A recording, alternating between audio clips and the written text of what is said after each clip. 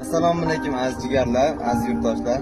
Boshda qilgan ishimni ko'rib, bu endi bo'ldi, to'xtadi, bu ishni qilmaydi endi deyishlar mumkin, lekin biz bu yerga yozatdik birinchi harflarda yozib birinchi O'zbekistonga ketyaptik.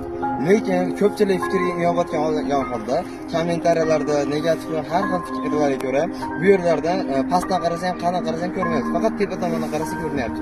Shuning uchun biz harflarimizni tepa qismiga ko'chirmoqchi edik. Tepa qismiga ko'chirgan taqdirimizda ham toshlarimiz tek turmagani sababli teshik orqali ariqchaga o'xshatib kalib, shuning ichiga joylashtiryapmiz. Jigarlar, sizlar haddishga qilmayapsizlar. Like bosyapsizlar, to'g'ri, ba'zilar like bosganlarga rahmat, fikrlarni yozganlarga rahmat, obuna bo'lganlarga rahmat. Lekin ko'pchilik obuna ham bo'lmayapti, like ham bosmayapti.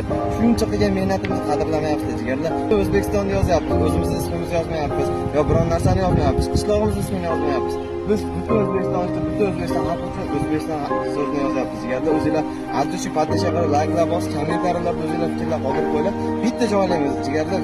Bitta joy, bitta vatanimiz, o'zimiz patlashlamasa kim bizni patlasha qiladi? Qani jigarlar, o'zinglar like'lar bosib, obuna bo'lib tashlang. Sizlarga o'zim fikrimni yetkaza oladim degan umiddaman jigarlar. Shuning uchun like'lar bosib, obuna bo'lib tashlang.